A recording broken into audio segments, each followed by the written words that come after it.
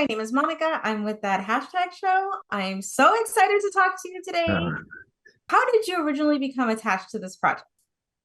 about 7 years ago, I met Richard Montañez and his wife, Judy Montañez. They came to a meeting with me in my production office, and I just said, "Tell me your story." And as they started telling me their story, and Richard started articulating how he started as a janitor working for a factory for Frito Lay in Rancho Cucamonga, and had this idea to help save jobs at the factory, to have a spicy product that he could market to his community in Southern California, and then being given the opportunity to do that. And that ultimately led to the success of what we now know as Flamin Hot. That story, not only just the creation and the success of Flamin Hot, but also him becoming one of the top executives for Frito Lay. That blew me away, to go from janitor to corporate executive. How did you do that?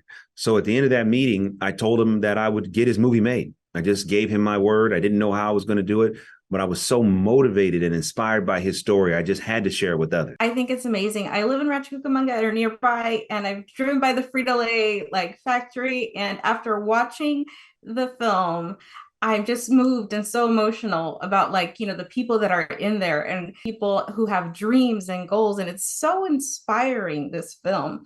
What were some of your reactions when you actually started working on set and seeing how the story was unfolding? Making this movie was a joy. We shot it in Albuquerque, New Mexico. We had an incredible crew. We had an incredible cast. And, every day, it took so long to get the movie made.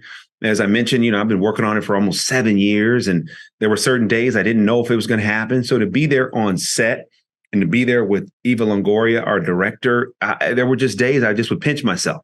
Like, wow, this is happening. We're making this movie. I can't believe we got it done.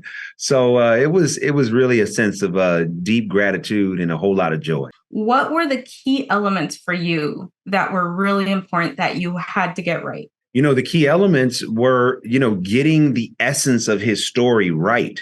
That was critical.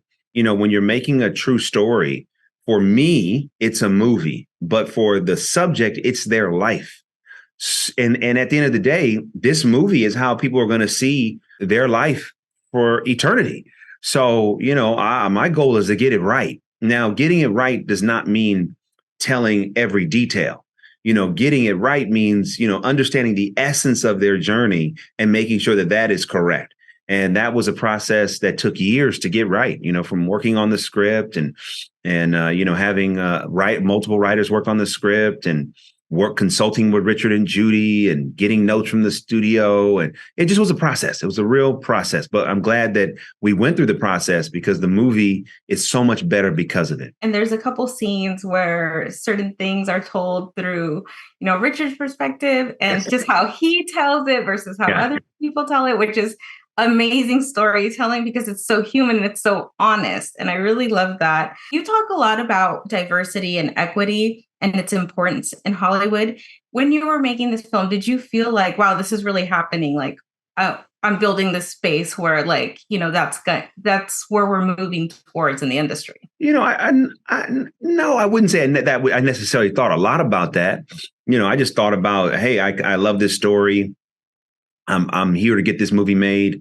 As a part of me connecting to the story, it was really cool that, I could be, a Black man and, make a story that could be an advocate for the Latino community, that I could be an advocate for the Latino community, and that the movie could have advocacy for the community. That was great.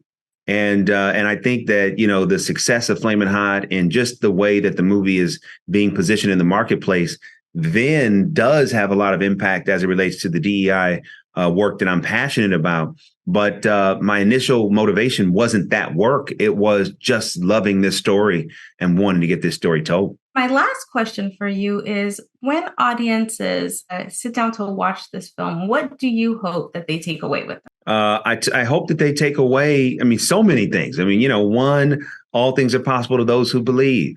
Two, have a heart of service, because service leads to success. Three, love wins. At the end of the day, Richard wouldn't be who he was without the love of Judy, his partner for life. And that was really powerful. The other thing is teamwork. This wasn't what Richard didn't do this all on his own. There was a team that came together to help execute this vision. So there are so many things I want people to take away. But I would say probably the greatest thing is hope.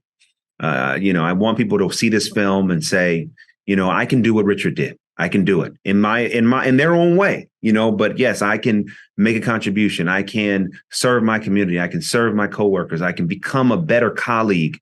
There are, all those things that Richard did are things that any person watching the film can then incorporate into their life. And I hope they take that away. I mean, sometimes in Hollywood, Hollywood will make, major motion pictures of superheroes and spend hundreds of millions of dollars to do that. And that's okay. I love those movies too. But they're make-believe. Richard isn't. His story is not. And so my hope is that people take away that they can do it too, whatever, their dream may be. Well, you made a super inspiring film. Thank you so much for taking the time to speak with me today. I really appreciate it. I appreciate it too. It's good to meet you.